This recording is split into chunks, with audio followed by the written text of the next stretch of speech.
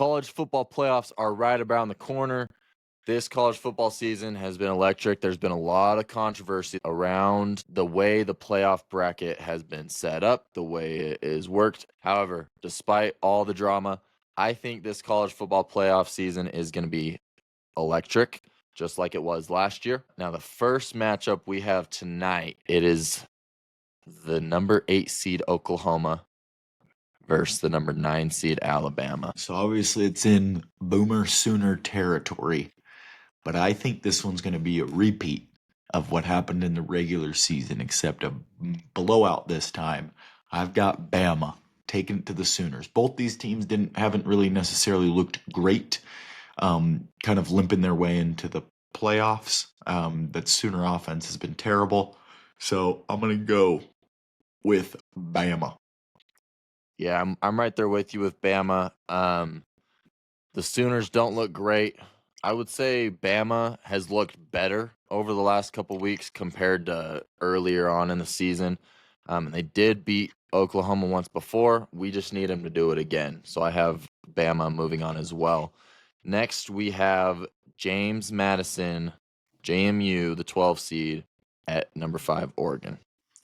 So I love what Nick Saban said, right? That having teams like James Madison and Tulane makes no sense. It's like the MLB letting the AAA minor league champion into the MLB playoffs. It just doesn't really make sense. Or the G League champion into the NBA playoffs. Oregon is 21.5-point favorites. So give me the Oregon Ducks in this one. I don't know about the cover, but it's going to be I would say Oregon's probably going to get up 28. JMU is going to score a garbage time touchdown to cover by half a point, but Ducks are going to roll them. You heard it there. Mr. Football has JMU covering, but the Ducks going and making it past them. I have the Ducks moving on as well. Next, we have number 11, Tulane at number 6, Ole Miss. You know what's crazy is these two teams played in the regular season already. I want to say it was like 40-6 or something, and that's why a lot of people are griping as well, is because these teams already played each other. So give me whatever the spread is. I'll literally just pick Ole Miss to win and to cover. I think it's going to be convincingly. They already beat them 45-10. And it's the same circumstances, the same teams. Just no Lane Kiffin, and I don't think he's worth that many points. Yeah, Ole Miss without their head coach, but probably won't change a whole lot. Sometimes a bunch of men rally together when their leader leaves.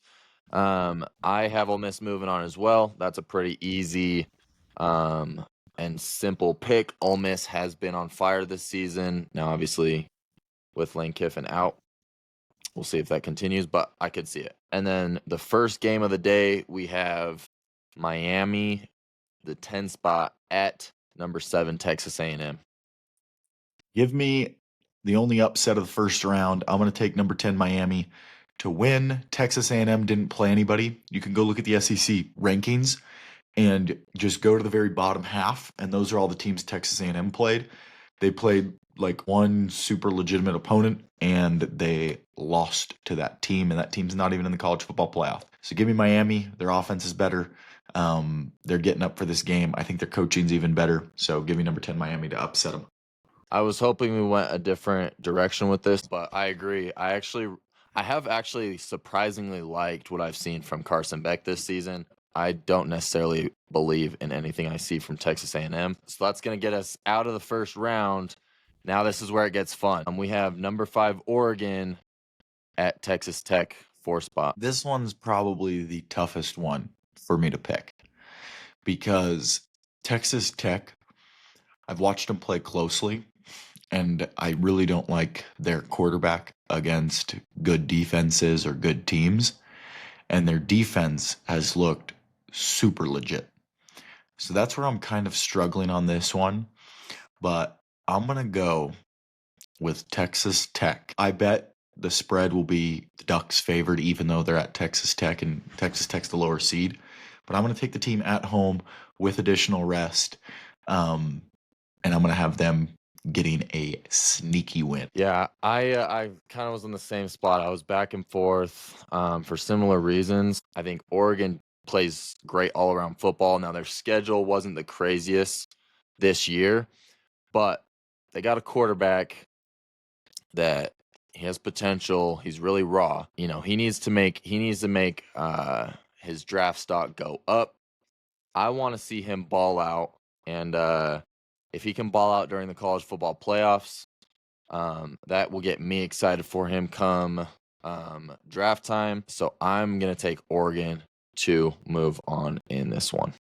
Next up, we have Alabama number 9 at the 1 seed Indiana. I'm gonna go with the Hoosiers. I love this team. I love Kurt Signetti. Mendoza is something else. This team might be the team of destiny, where Indiana comes and takes care of business. Like I said, I think both Bama and Oklahoma were struggling coming into the season. So it's two struggling opponents that I don't think have a lot going for them right now. And they're going to run into a rested freight train in Indiana.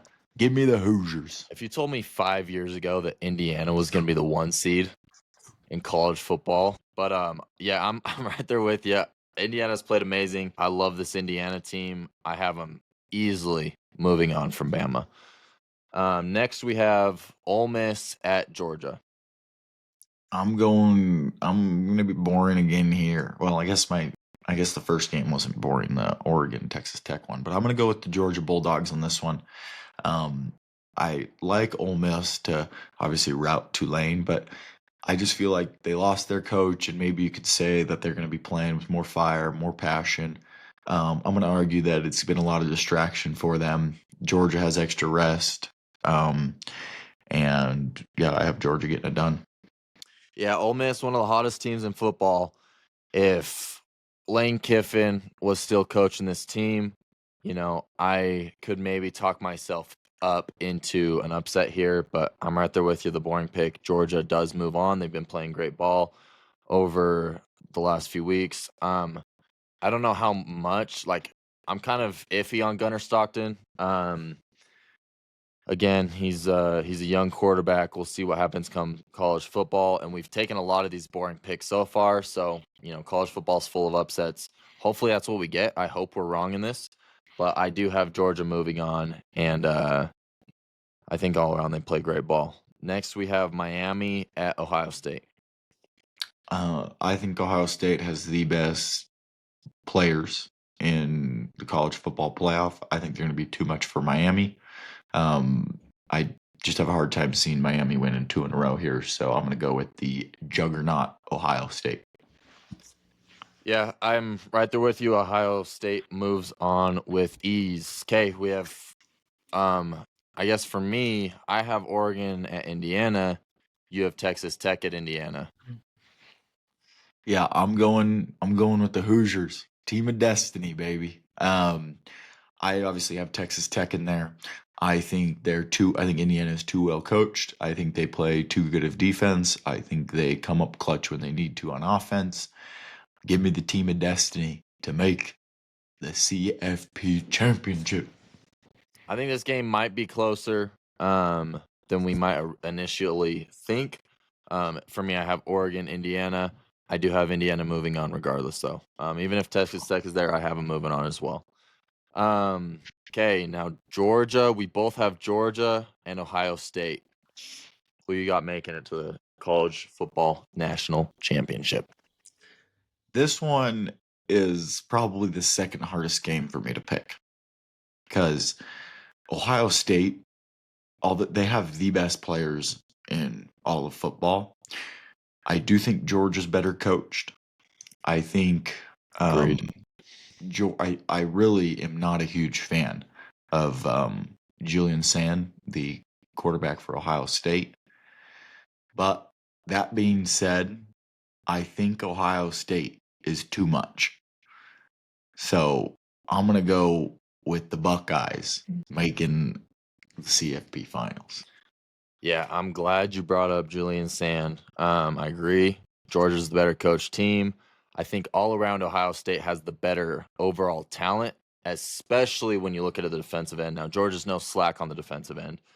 But I do like Gunnar Stockton more than what they got over there at Ohio State. Give me the upset here. Ohio State's looked too good this season. They've also had a fairly easy schedule. They haven't really had to face a ton of adversity. Now, Indiana, obviously, that was a huge loss for them, I think, prepping them for the playoffs. But I'm going to take Georgia over Ohio State in this game. Don't hate Now, it. yeah, and that's a tough one. I think that's going to be the game of the playoffs so far. Texas Tech, Oregon could be up there as well.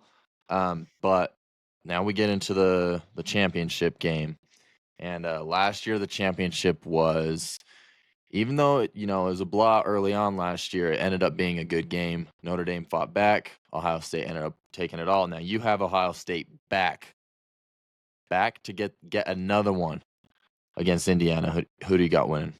Yeah, so I believe that VRBO Fiesta Bowl matchup between Georgia and Ohio State is also going to be the winner of it all. I'm taking Ohio State to get their revenge back on Indiana. I think they're the better team. It's going to be, how hard is it going to be for Indiana to beat the Ohio State Buckeyes twice in the same season? I really hope I'm wrong. I want to see the team of destiny go all the way. But I'm going to be taking the Buckeyes to win it all and to hoist back-to-back trophies and get it done. Listen, if I'm going to see a red team, a red jersey win it all, give me the Hoosiers. I don't. If it's Ohio State, I might agree with you. So that's why you picked the Bulldogs. It's hard to beat Ohio State twice in a season. Some might, dare I say, impossible. But yeah, here's the thing. I think Georgia plays great football, and honestly, Indiana's one of those teams that it's like it almost doesn't feel real. But I'm gonna let my heart make the decision here, and I'm gonna go Indiana to win it all.